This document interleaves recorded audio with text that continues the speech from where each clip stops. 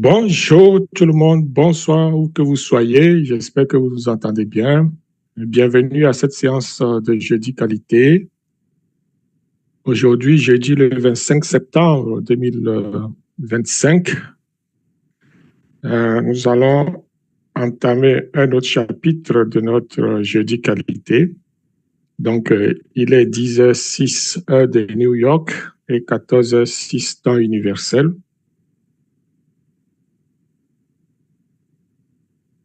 Aujourd'hui, nous allons parler des PPF toujours, puisque c'est jeudi qualité et que nous avons fait, nous nous sommes commis plutôt de vous entretenir sur les bonnes pratiques de fabrication.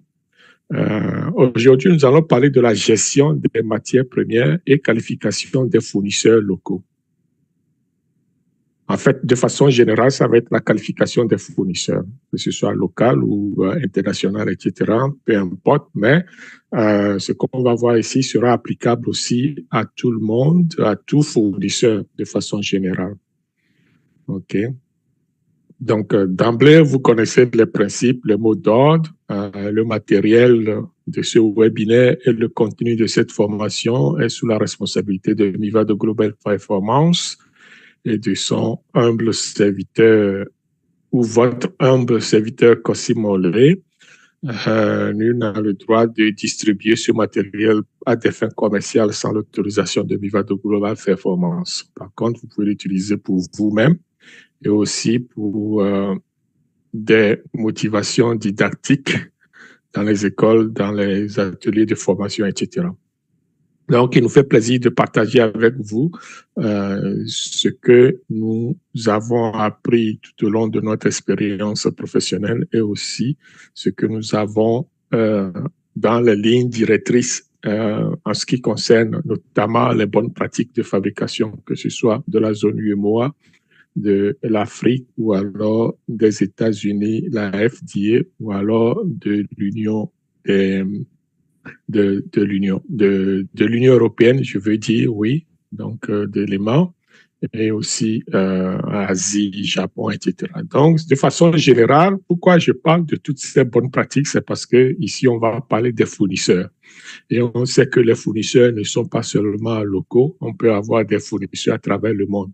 Et il faut s'attendre à ce que on qualifie des fournisseurs un peu partout dans le monde, compte tenu donc de notre réalité d'usine, nos besoins d'usine, nos besoins en matières premières, en excipients, etc. Donc, on peut avoir des fournisseurs un peu partout dans le monde. Donc, nous allons voir en sous-titre comment assurer la qualité et la conformité. Donc, dans un milieu exigeant comme le milieu africain, en Afrique, je veux dire. Alors, cela étant dit, je m'appelle Cosimo Olé, votre humble serviteur, je suis chimiste, certifié Lean Six Sigma Black Belt et aussi Project Management Professional PMP, 20 ans d'années d'expérience en pharmaceutique, tout genre, cosmétique, agroalimentaire. Et il me fait plaisir de vous partager ces informations aujourd'hui dans notre live de jeudi qualité du 25 septembre 2025. Qu'est-ce que nous allons voir en réalité aujourd'hui?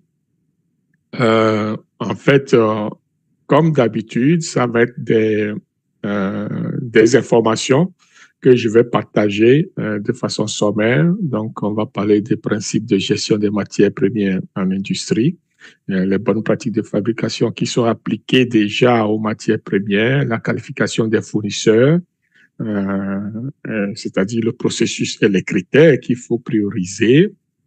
Nous allons parler aussi de la gestion et la qualification de l'environnement aussi. On va prendre l'exemple de l'Afrique.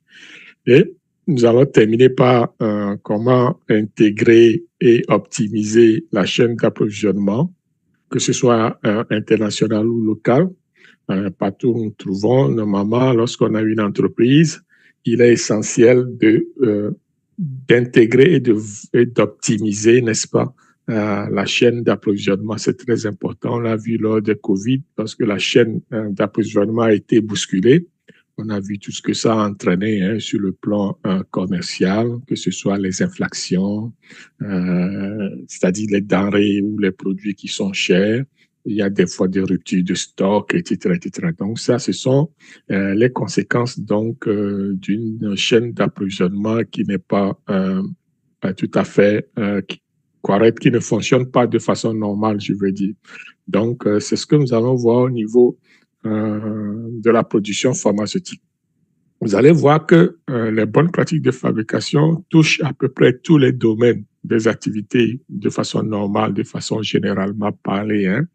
Donc, que ce soit le transport, nommer les matières premières, etc. Donc, on va parler de tout avec cette bonne pratique-là parce que ça englobe toutes les activités qu'on peut avoir en industrie.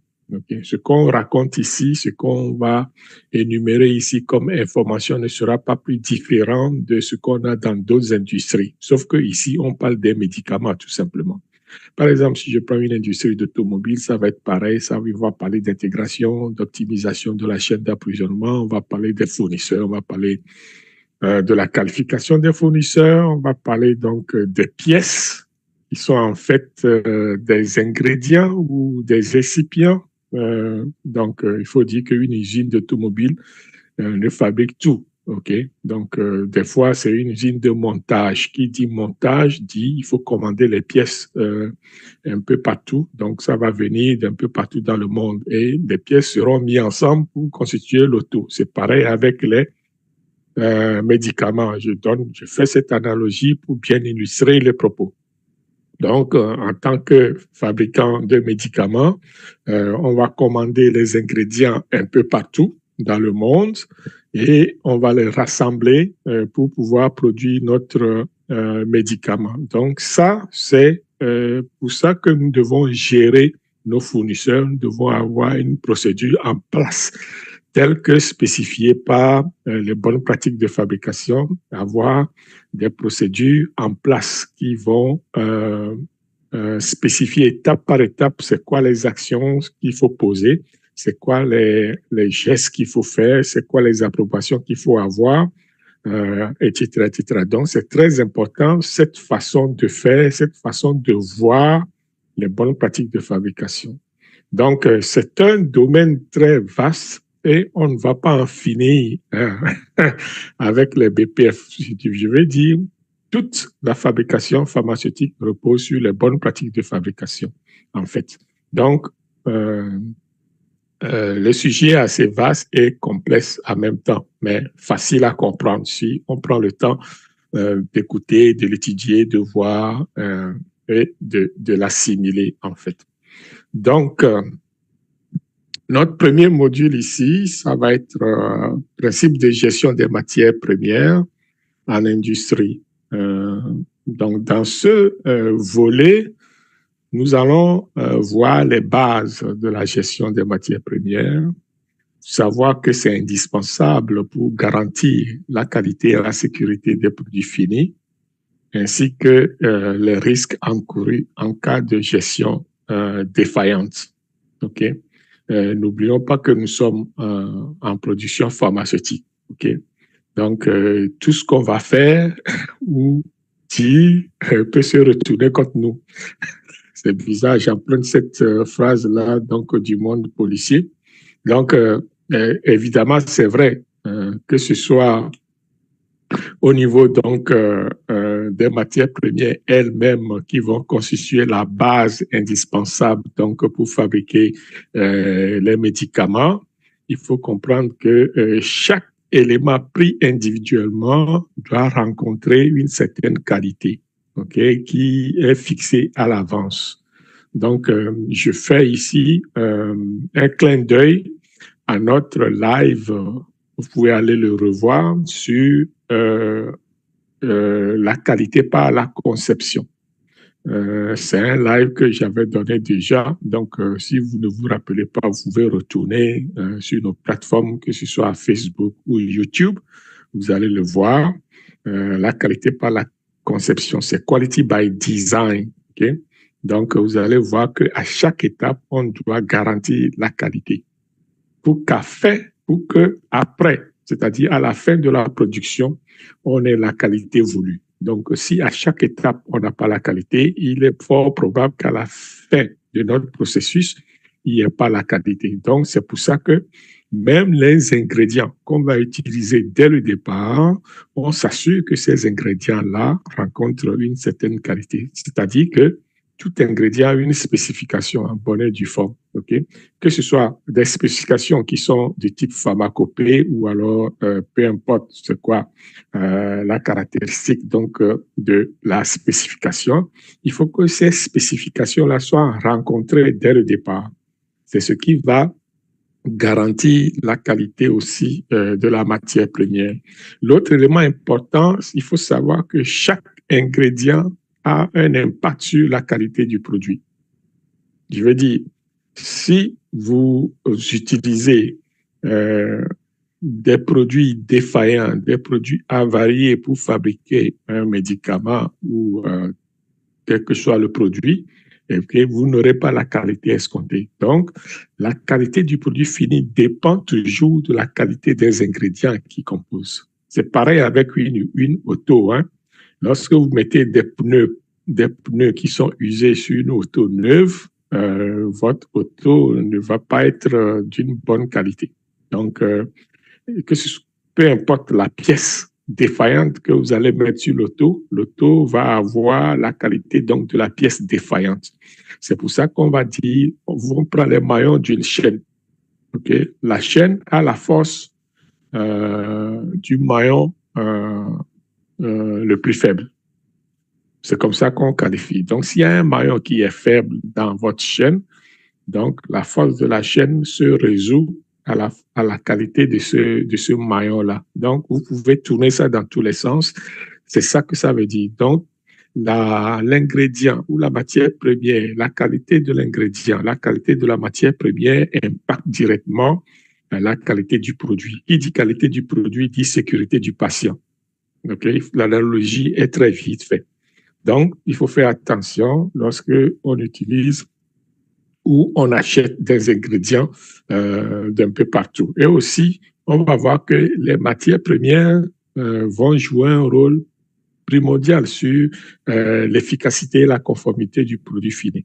Okay? Même sur le plan réglementaire, on sait que les matières premières, c'est-à-dire les ingrédients pharmaceutiques actifs, ont leur bonne pratique de fabrication. D'ailleurs, c'est quelque chose qu'on va voir un de ces quatre lors de nos lives. On va parler donc des bonnes pratiques de fabrication qui sont dédiées donc aux matières premières actives, c'est-à-dire aux ingrédients pharmaceutiques actifs. Donc, si la matière première est de haute qualité, c'est sûr que vous rencontrez des produits, vous allez fabriquer des produits qui seront conformes à la réglementation. N'oubliez pas qu'à chaque étape, que ce soit l'excipient, l'ingrédient pharmaceutique actif, le produit fini, il y a chaque élément a des spécifications bien précises. Et ce sont ces spécifications-là qui sont contrôlées, vérifiées et qui vont démontrer, n'est-ce pas, la qualité du produit. Mais il faut toujours retenir que il faut toujours bâtir la qualité à travers le processus de fabrication. Donc, les matières premières sont les éléments essentiels à la fabrication de produits industriels. Okay? Leur qualité impacte directement la sécurité, l'efficacité et la conformité des produits finis, ce qui en fait un enjeu majeur pour les entreprises. C'est pour ça qu'aujourd'hui, tout le monde va crier au niveau, sur le plan commercial, je vais dire, pour dire, OK, les temps sont durs, la chaîne d'approvisionnement ne suit pas, on a de la difficulté à commander nos produits, etc., etc. À chaque fois qu'il y a ce genre de problématique, il faut savoir que cela impacte directement soit la qualité du produit, soit la disponibilité du produit ou alors le coût des produits. Vous voyez, donc tous ces éléments sont liés.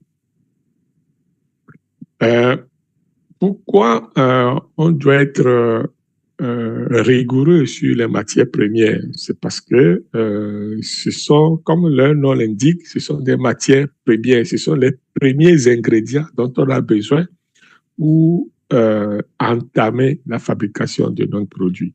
Donc, sans ces premiers ingrédients-là, il sera très difficile d'avoir le produit pharmaceutique. Donc, raison de plus, non, c'est pour cette raison, je veux dire que les initiateurs des bonnes pratiques de fabrication ont pris soin d'inclure ces exigences-là au niveau des bonnes pratiques de fabrication. Parce que il ne suffit pas de commander les produits, il faut les réceptionner, il faut les entreposer et il faut assurer maintenant leur contrôle qualité. Vous voyez? C'est pour ça qu'on dit qu'il faut avoir des procédures en place pour gérer chacune des étapes. D'abord, lors de la commande, on doit savoir qu'est-ce qu'on commande, qu'est-ce qu'on achète, avec des spécifications bien précises. On parle au fournisseur, on négocie l'approvisionnement, on négocie les prix, on négocie le transport, etc., etc. Ensuite, lorsque ça vient dans notre entrepôt, il faut qu'on réceptionne la matière, il faut vérifier l'état de la matière, est-ce que c'est en bon état, est-ce que c'est défectueux, etc. N'oublions pas qu'on met toujours en pratique la qualité par la conception.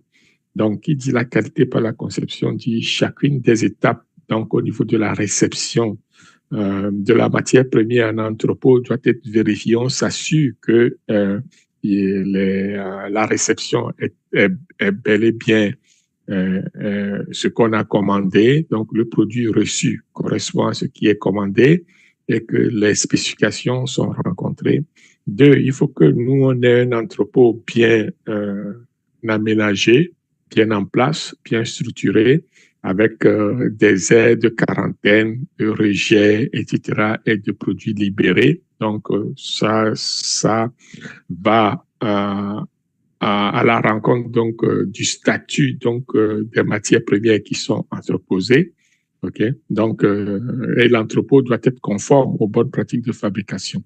Ok, donc tout ça, ça fait partie de tout l'ensemble. Ensuite, il y a la qualité qui va vérifier que la matière reçue correspond bel et bien à ce qu'on a commandé. C'est l'identité qu'on va faire, puis on va contrôler que c'est conforme à la spécification ou aux spécifications. Donc, la gestion des matières premières inclut la réception rigoureuse, le stockage adapté pour éviter la dégradation et un contrôle qualité systématique afin d'assurer la conformité aux normes requises avant l'utilisation en production.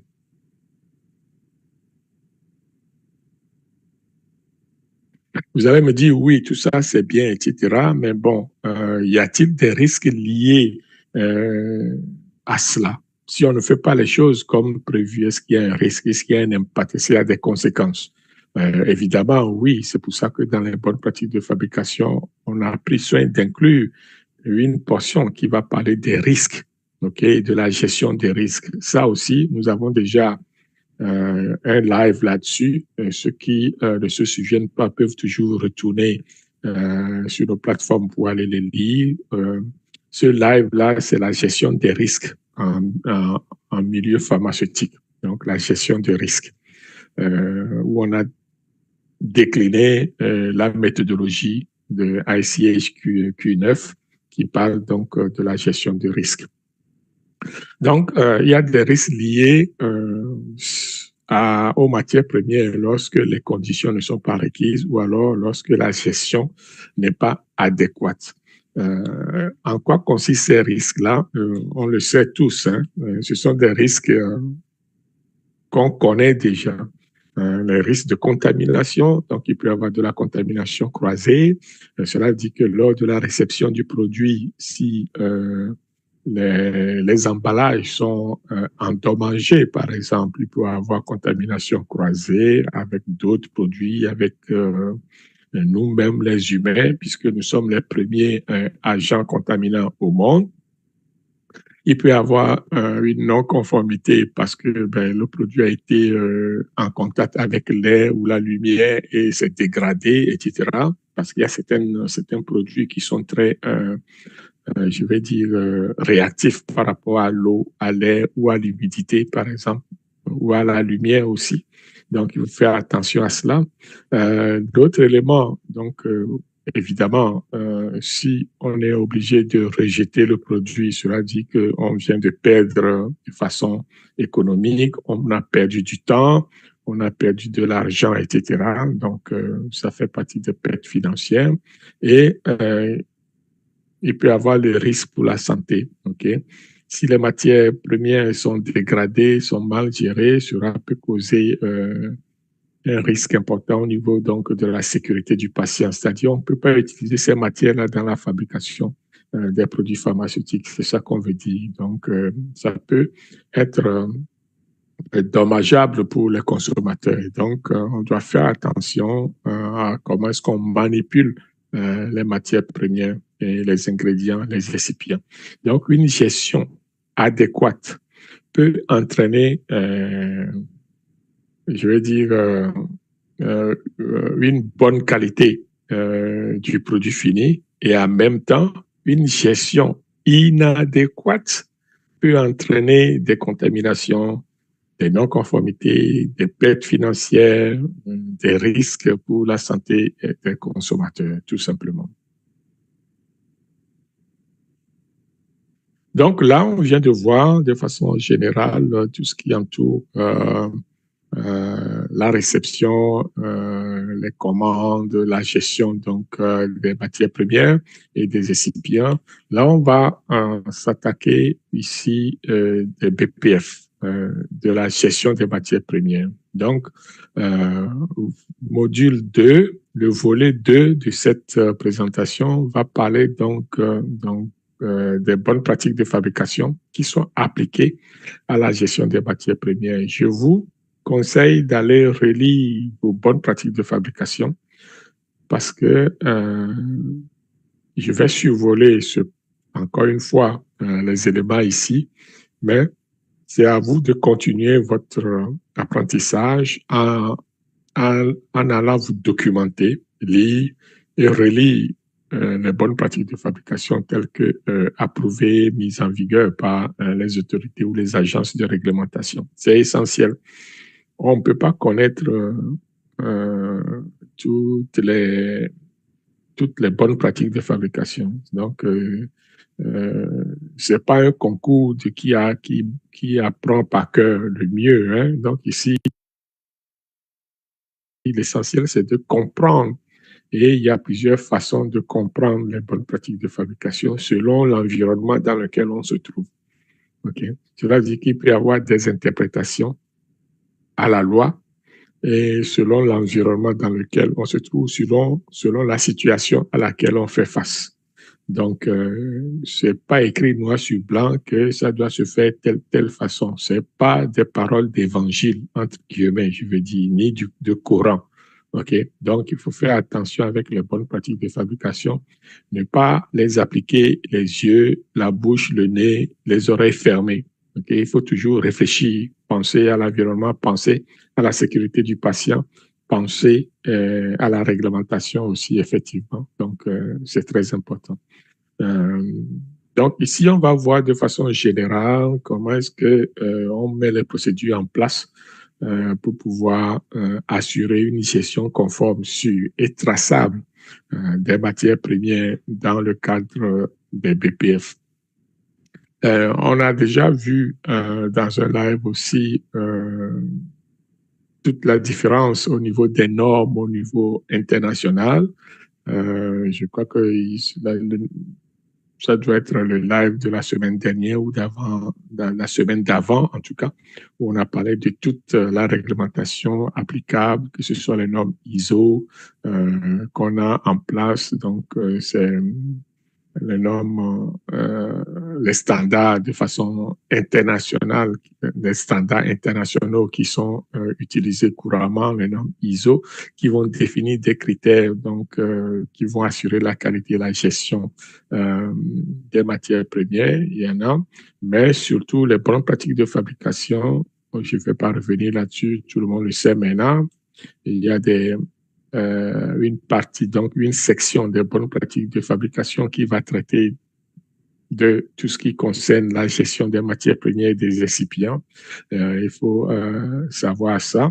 Et aussi, des fois, il y a les réglementations locales là, qui vont venir compléter toutes ces notions-là. Et le but, c'est d'intégrer toutes ces réglementations-là dans une seule procédure pour dire, OK, lorsque je vais commander du paracétamol pur de l'Inde, voici les documents, voici ce que je dois fournir comme information et voici comment je dois le traiter. Vous voyez, c'est ça qui constitue votre procédure. Et que lorsque le paracétamol arrive à mon usine, voici comment je fais la réception.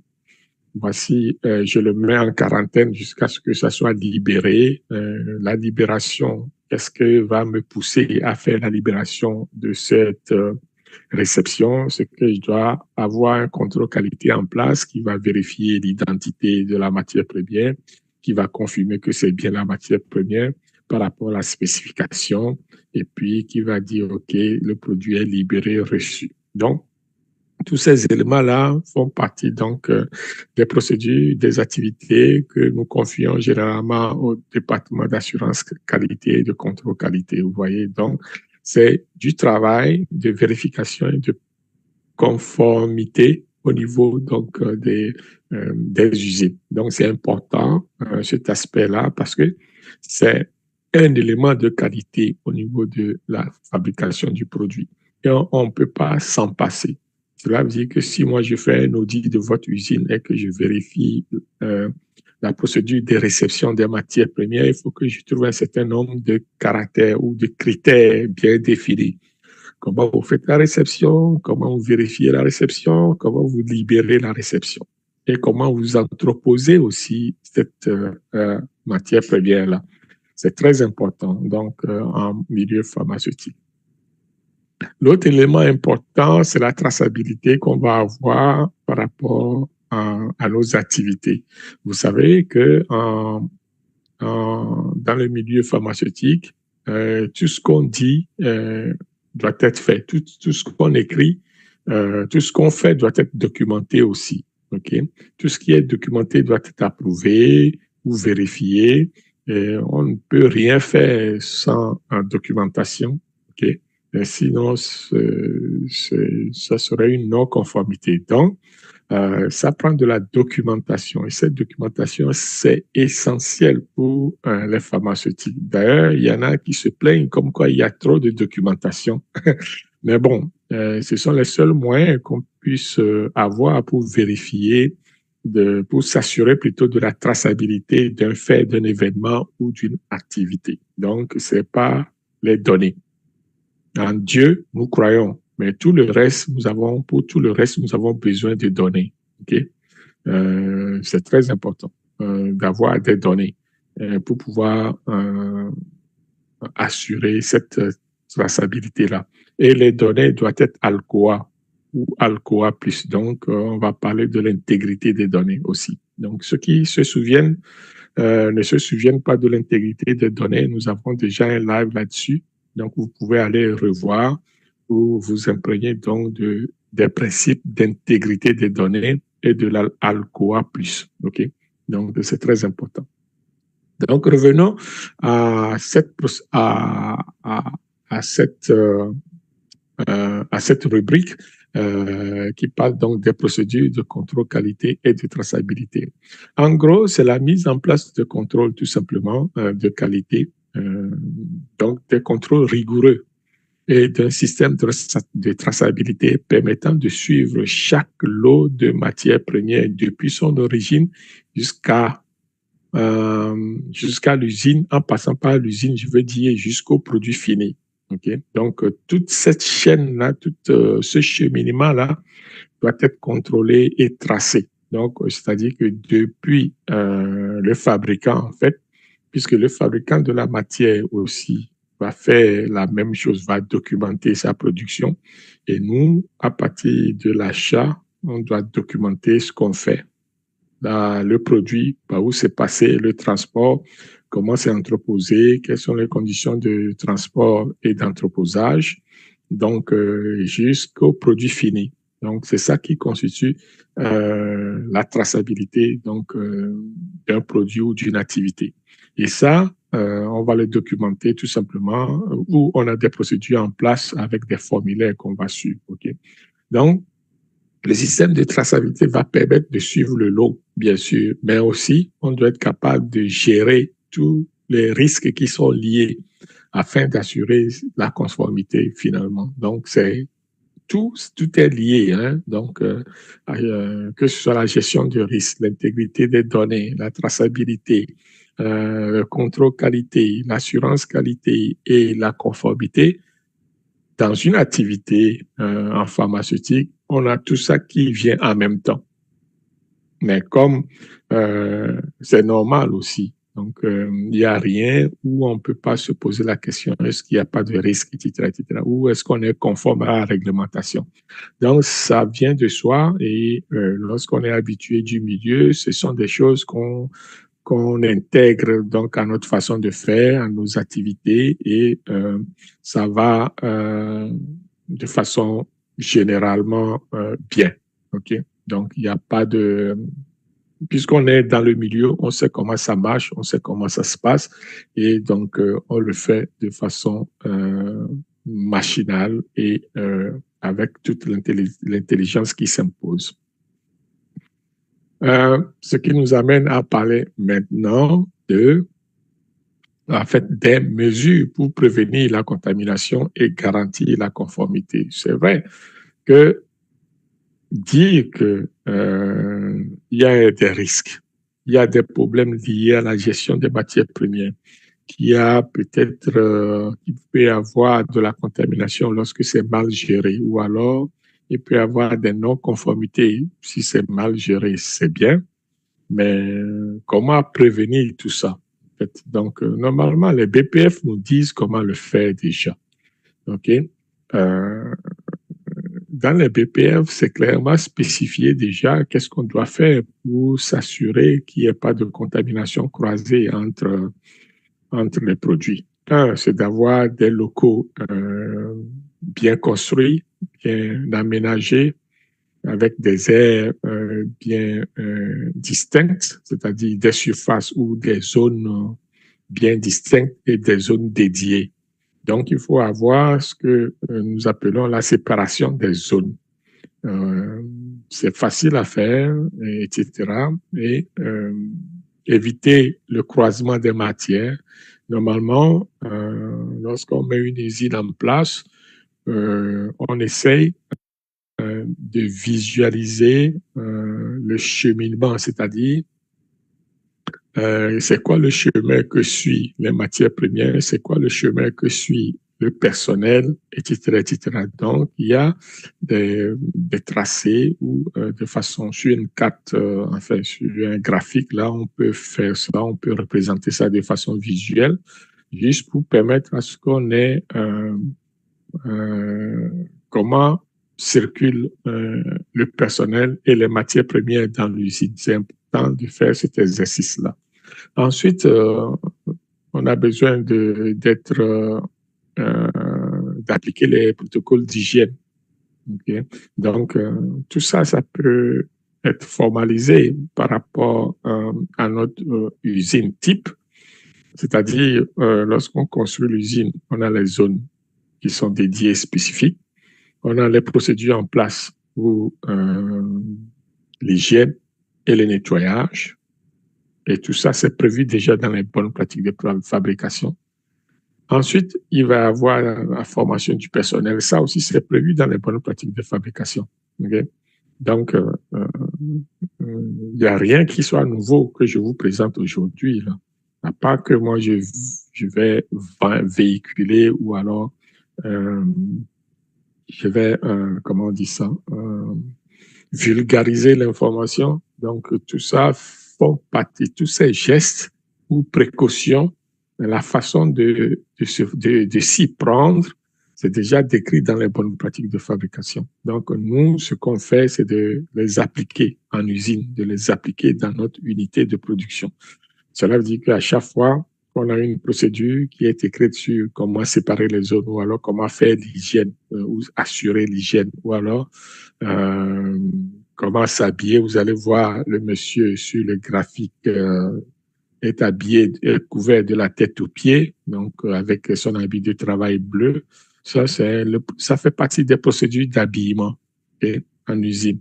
Donc, pourquoi on fait ça? C'est pour prévenir la contamination croisée, tout simplement, parce qu'on ne veut pas contaminer le produit qu'on fabrique avec des produits qui viennent de l'humain.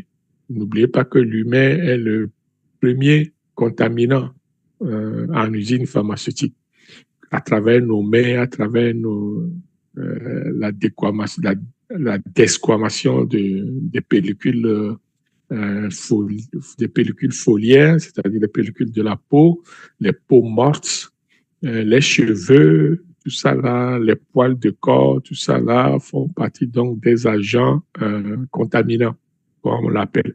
Donc, pour éviter que ces agents contaminants se retrouvent dans la production pharmaceutique, on se couvre, on, on met des habits de protection. OK, ça c'est le premier rôle des habits de protection. Le deuxième rôle, c'est pour se protéger soi-même. Par exemple, si vous manipulez une matière dangereuse, il faut que vous-même vous vous protégiez pour ne pas se faire du mal, parce que le produit peut être de l'acide, peut être des gaz toxiques, et ça peut conduire donc ça peut avoir des effets négatifs sur vous.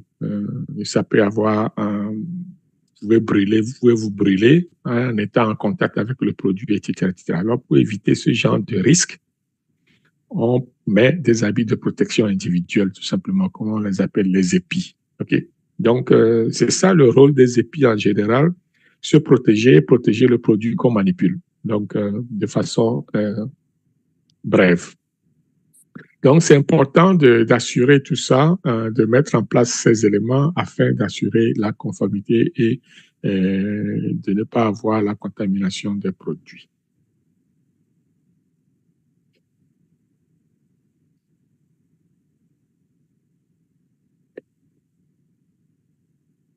Un autre volet pour ce live d'aujourd'hui, c'est la qualification des fournisseurs locaux. On va voir le processus et les critères qu'il faut mettre en place afin d'assurer cette qualification. D'abord, nous allons voir ici le processus de sélection et d'évaluation des fournisseurs. On ne prend pas au hasard n'importe quel fournisseur du coin ou en faire un fournisseur privilégié de matières premières ou d'excipients. Je répète, en production pharmaceutique, le choix des fournisseurs est très important. C'est-à-dire, ça prend un processus de sélection et de qualification. Okay? Ça, c'est ce que les BPF disent et c'est ce que nous faisons tous à travers le monde. Les fournisseurs sont scrupuleusement choisis en fonction donc de ce que nous faisons, en fonction des spécifications, en fonction de ce que nous voulons, en fonction des critères, en fonction des besoins de notre usine, en fait. Donc, la sélection va reposer sur une analyse complète, okay, des capacités techniques donc, de ce fournisseur-là. Est-ce que le fournisseur peut garantir le produit sur du long terme? Est-ce que le fournisseur peut produire en grande quantité? Est-ce que le fournisseur a les moyens financiers pour s'assurer qu'il n'y ait pas de rupture de stock? Est-ce que le fournisseur a une usine bien entretenue qui respecte, si ce sont des ingrédients pharmaceutiques actifs, les bonnes pratiques de fabrication, par exemple? Donc, c'est beaucoup de critères que nous devons avoir dans notre procédure de qualification, c'est-à-dire des procédures de sélection et de qualification des fournisseurs. Et avant d'accepter ou de prendre un fournisseur comme étant un fournisseur attitré, donc vous devez appliquer toutes les règles donc des bonnes pratiques de fabrication qui inhérentes donc au processus de qualification et d'évaluation des fournisseurs. Vous devez avoir une procédure en place pour ce faire. Okay? C'est essentiel. Donc, vous devez avoir un esprit à analyser, à vérifier, à documenter votre fournisseur. Et l'autre élément qui va rentrer en jeu, ce sont les critères que vous allez mettre en place pour faire cette qualification-là. Dans le commun du monde, les critères sont la qualité, la fiabilité, la conformité et peut-être votre relation personnelle avec ce fournisseur-là. Je ne l'ai pas sur le slide, mais moi, je l'ajoute parce que selon que vous avez une bonne relation avec votre fournisseur, il se peut que vous ayez le bon produit aussi. Donc, généralement, on va le voir en cuisine. Les chefs cuistots vont avoir une relation étroite avec leur fournisseur d'ingrédients, avec leur fournisseur de légumes. Okay? Donc, ça prend une bonne relation, c'est ça que je veux dire, entre vos fournisseurs et vous-même pour assurer qu'il y ait la qualité, la fiabilité, la conformité et la réglementation. Donc, c'est tout ensemble. Ce n'est pas un par rapport à l'autre, un versus l'autre. Non, c'est tout ensemble et en même temps. Okay? Donc, c'est important de l'avoir et de le spécifier parce qu'il y en a qui croient que avoir un fournisseur attitré, c'est suffisant et qu'on n'a pas besoin de ci, on n'a pas besoin de ça, on n'a pas besoin d'avoir d'autres formes je veux dire, on n'a pas besoin d'avoir d'autres éléments, d'autres considérations autres que ça. Non. Donc, c'est important, c'est tout à la fois. Donc, les fournisseurs doivent démontrer cette qualité-là et une constante aussi dans l'approvisionnement. On ne veut pas avoir aujourd'hui on fournit, demain on ne fournit pas, aujourd'hui c'est bon, demain c'est pas bon. Donc, au niveau d'une entreprise pharmaceutique, puisque ça exige un investissement énorme, on ne veut pas perdre du temps à négocier, à avoir des ruptures de stock, à attendre, etc., etc. Donc, c'est pour ça que c'est important de mettre en place ces éléments de qualification, ces critères de qualification, en fait. Donc, la qualité, la fiabilité, la conformité. Et aussi une bonne relation privilégiée, si je peux m'exprimer ainsi. L'autre élément, c'est de s'assurer par vous-même que que votre fournisseur a pion sur rue. Donc, comment on fait ça? C'est à travers des audits, des suivis et des améliorations continues du fournisseur. Donc, il faut aller régulièrement auditer votre fournisseur, surtout quand il s'agit des ingrédients pharmaceutiques actifs. Vous devez les auditer, s'assurer vous-même qu'ils ont une usine, que l'usine fonctionne, que l'usine est propre, que l'usine rencontre les bonnes pratiques de fabrication, qu'il y a un labo qui teste le produit, il y a un contrôle en continu, il y a des spécifications, il y a des procédures, il y a l'assurance qualité, il y a contrôle qualité. Okay? C'est beaucoup d'éléments qui sont déjà décrits dans les bonnes pratiques de fabrication. Et vous devez les suivre continuellement, comme on suit nos autres affaires au niveau des procédures. Donc, vous devez mettre dans votre procédure le suivi continu. Ça peut être annuellement, vous pouvez faire le tour. Ça peut être chaque 2 ans, chaque 3 ans, peu importe. Mais vous devez avoir une procédure en place pour pouvoir suivre les fournisseurs et s'assurer qu'ils délivrent la qualité à chaque fois. OK? C'est important. Et s'il y a des problèmes qui se posent, etc., au lieu d'incriminer les fournisseurs, etc., la bonne affaire à faire, c'est de discuter, de s'asseoir, de voir comment est-ce qu'on peut améliorer les choses. OK? Donc, chacun a ses difficultés. Vous, en tant que producteur pharmaceutique, vous avez vos difficultés, mais n'oubliez pas que le fournisseur de matières premières ou d'excipients aussi a ses difficultés. Donc, vous devez vous comprendre et s'ajuster et améliorer les choses de façon continue pour les deux parties, normalement. Vous devez être capable, les deux parties, d'identifier ce qu'il faut améliorer et mettre en place les actions pour optimiser cela, tout simplement. Donc, c'est une façon de faire des affaires aussi. Okay? Oui, c'est vrai, vous payez le bien, mais bon, ici, c'est une relation d'affaires qu'il faut privilégier peut-être. Donc, il y a d'autres façons de faire plus conciliante et puis qui va aider les deux parties à évoluer. C'est comme ça qu'il faut voir l'affaire. Donc, c'est très important de faire cet audit-là. D'ailleurs, on y est obligé, hein, c'est obligatoire même d'après nos bonnes pratiques de fabrication. Donc, on est obligé de faire tout ce suivi et de s'assurer que le fournisseur respecte aussi la réglementation.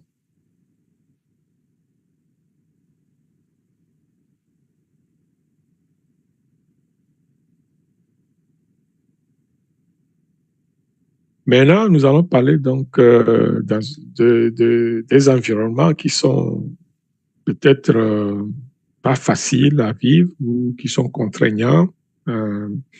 Voir comment est-ce qu'on peut naviguer à travers ces environnements-là. C'est pour ça que j'ai introduit la gestion et qualification dans un environnement contraignant, cas de l'Afrique. Je sais que pour l'Afrique, bon, il y a certaines qui vont croire que à chaque fois que ça va mal, c'est en Afrique. Quelque part, c'est vrai aussi. Mais en même temps, il n'y a pas que ça, il y a des bonnes choses qui s'y passent aussi. Donc, au niveau de la gestion, cette partie-là va mettre en lumière les défis spécifiques rencontrés en Afrique, notamment liés aux infrastructures, à la logistique et au cadre réglementaire, ainsi que les stratégies adaptées pour y faire face efficacement. Donc, c'est juste qu'on doit être capable de s'assurer qu'on fait bien les choses, quoi, tout simplement. Donc, c'est pas plus dommageable, c'est pas plus critique, mais on doit faire un clin d'œil pareil afin de s'assurer que ça tombe bien, ça roule et que nous sommes en ligne. Nous avons déjà parlé dans un live donc de tous les défis qui sont liés à l'Afrique du point de vue infrastructure. Ok, oui, c'est difficile. Même avoir de l'électricité et de l'énergie, c'est difficile. Les routes pour la logistique, le transport des marchandises, c'est difficile, etc., etc. Même avoir les récipients ou les matières premières en place, ça aussi, c'est difficile. Donc, c'est une réalité du terrain. Et lorsqu'on va évoluer dans cet environnement-là, il faut être au courant, il faut être, je dirais, il faut le savoir, quoi. Donc, faut pas fermer les yeux sur ça. Il faut documenter la réalité, connaître l'environnement dans lequel on opère pour pouvoir prendre des bonnes décisions, pour pouvoir prendre des bonnes mesures. C'est en cela que moi, je fais toujours l'analogie ou la comparaison entre ce qu'il y a ailleurs et ce qu'on a sur place en Afrique. Donc, c'est important de le souligner.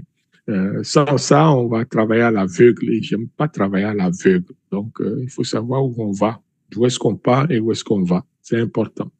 Donc, c'est sûr que, étant donné que nous avons déjà un live sur les infrastructures et les défis des infrastructures en Afrique, je ne vais plus revenir là-dessus proprement parler. Je vais juste m'assurer que on est en, en visuel où on a pris connaissance qu'il y a des difficultés liées donc à l'infrastructure, à la logistique, etc., etc.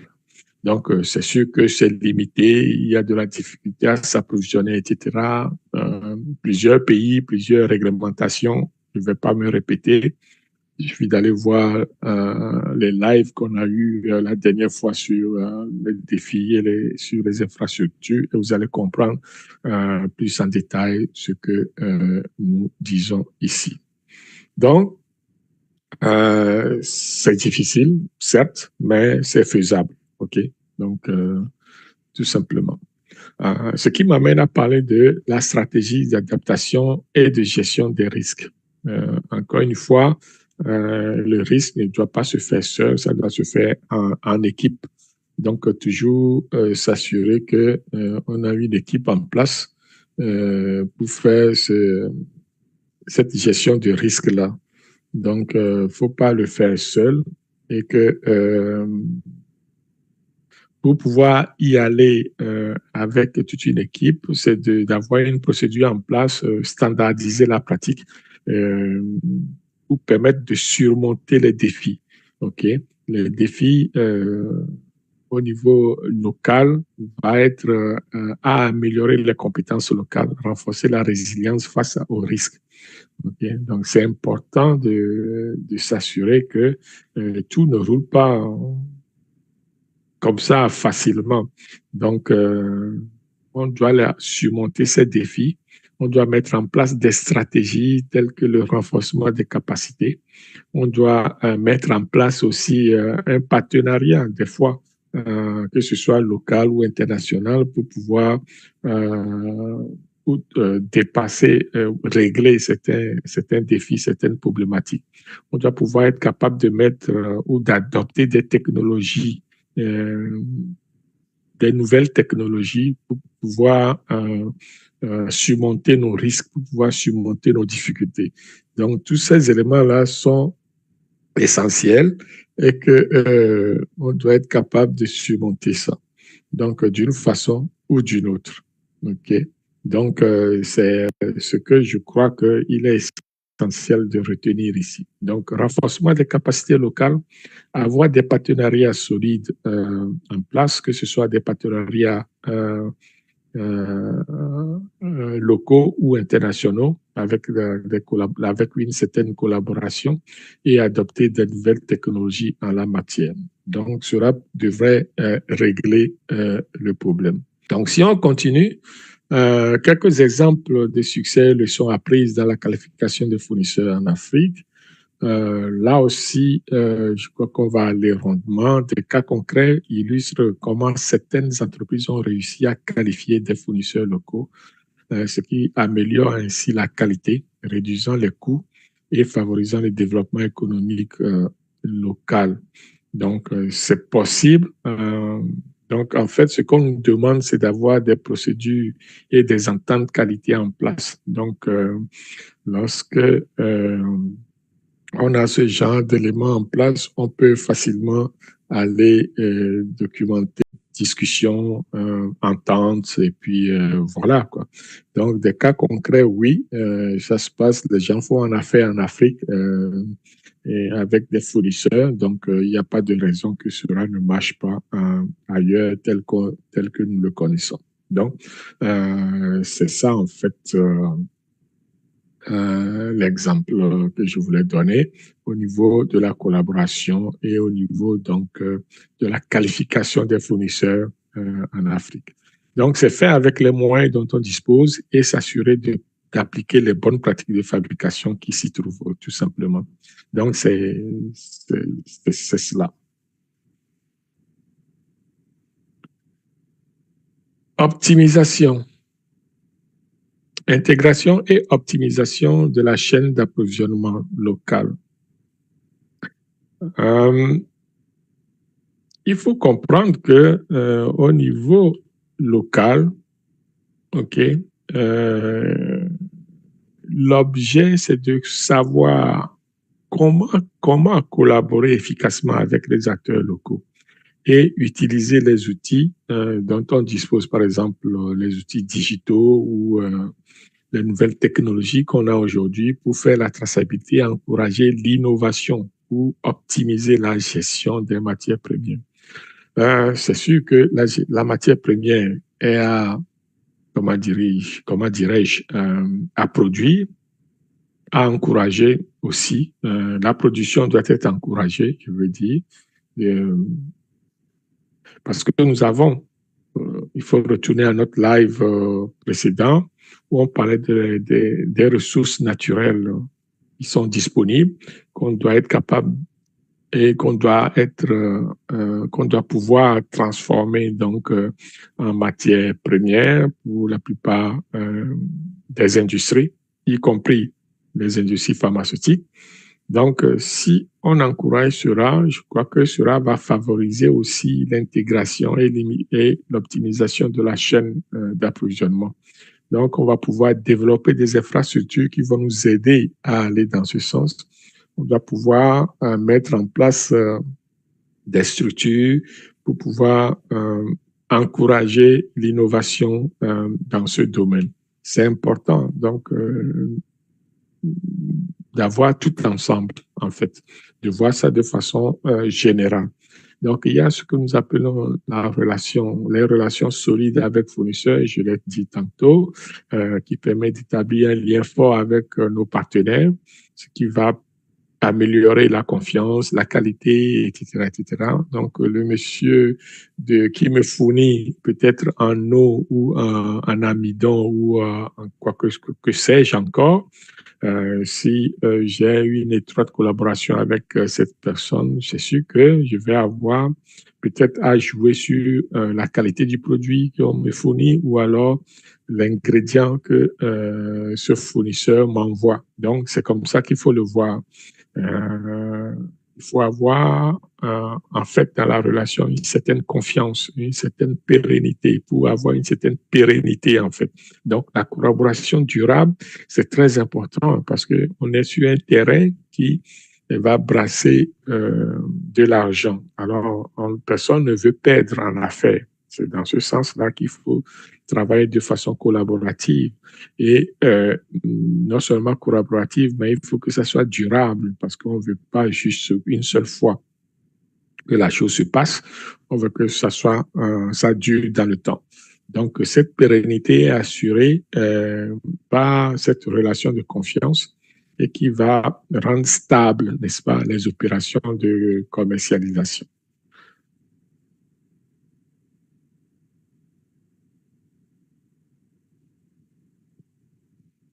Ensuite, il y a tout ce qu'on appelle la digitalisation donc des outils de gestion. C'est vrai qu'aujourd'hui, avec les nouvelles technologies, il y a toutes sortes d'outils en place qu'on peut utiliser pour faire certaines vérifications, certains audits, etc., etc. Maintenant, tout ne se fait plus. Je vais dire, tout se fait aujourd'hui à distance, pratiquement.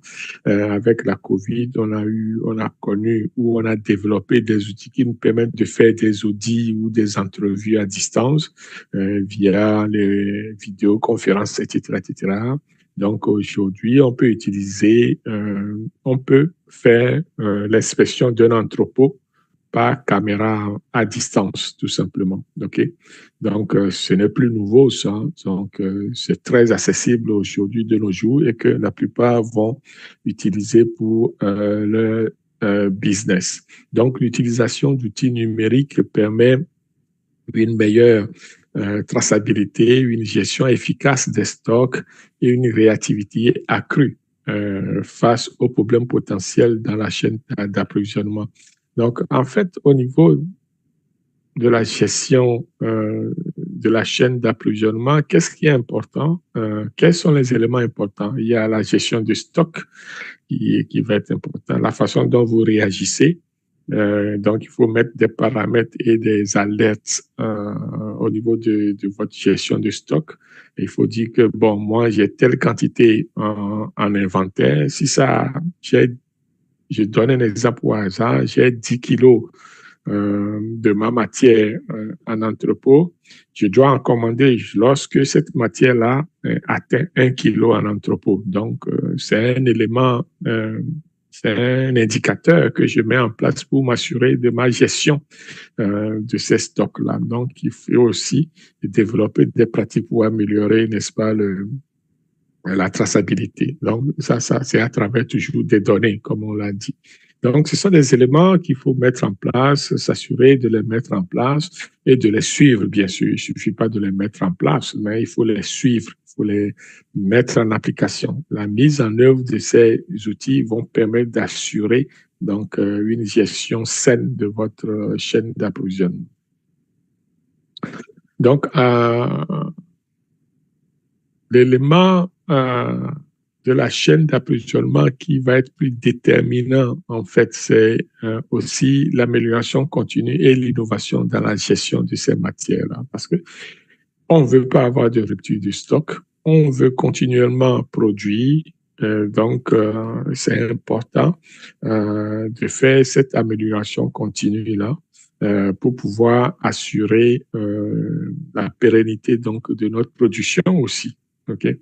Donc, lorsque la chaîne d'approvisionnement est bien maintenue et de façon efficace, lorsque on met en place une certaine culture d'amélioration continue, lorsqu'on innove dans notre façon de faire, dans notre façon de gérer nos matières, c'est sûr que cela a un impact direct sur les risques qui sont encourus, c'est-à-dire les risques de contamination croisée, les risques de pertes financières, les risques de rejet, de non-conformité réglementaire, etc.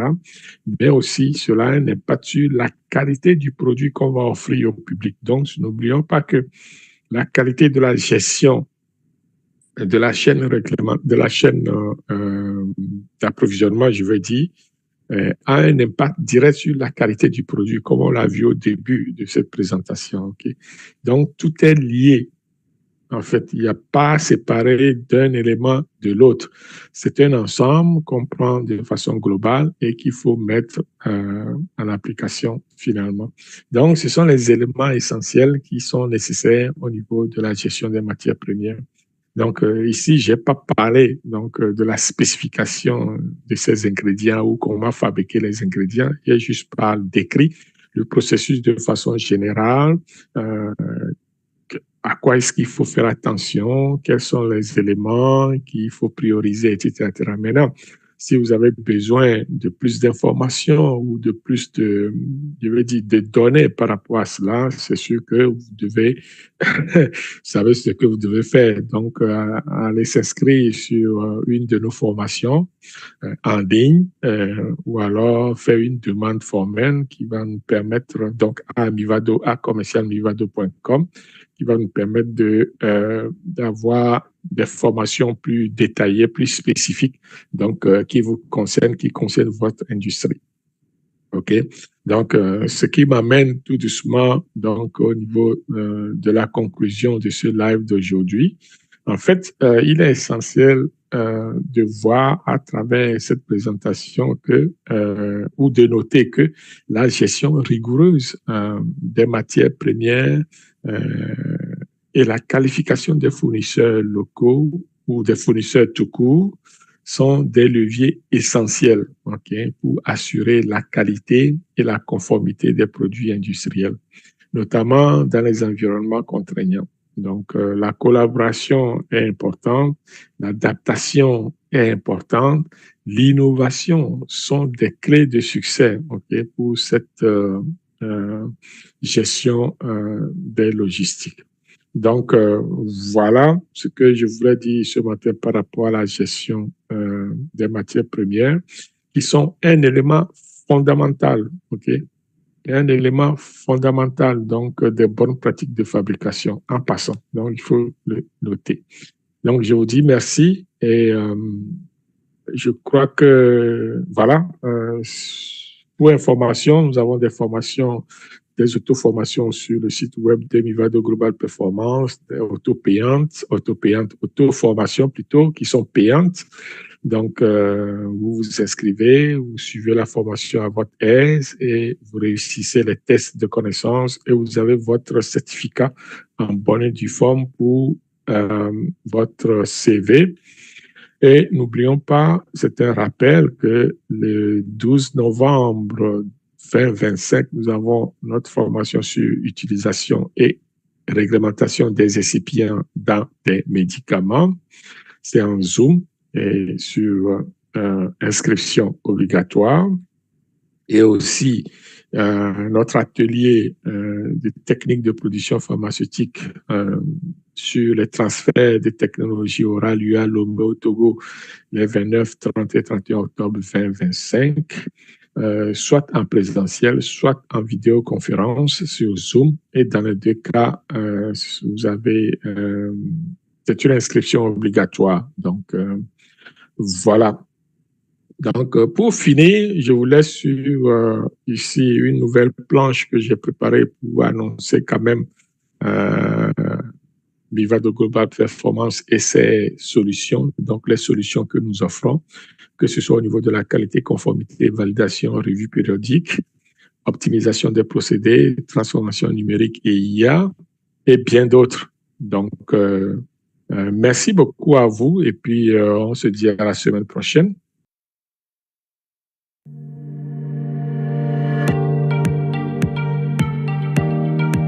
Jouissant d'une réputation de qualité et d'une approche dédiée, nous offrons des portfolios de services exceptionnels, des solutions sur mesure et un soutien à la clientèle remarquable pour le marché des sciences de la vie. Contactez-nous dès aujourd'hui pour optimiser vos performances et atteindre l'excellence.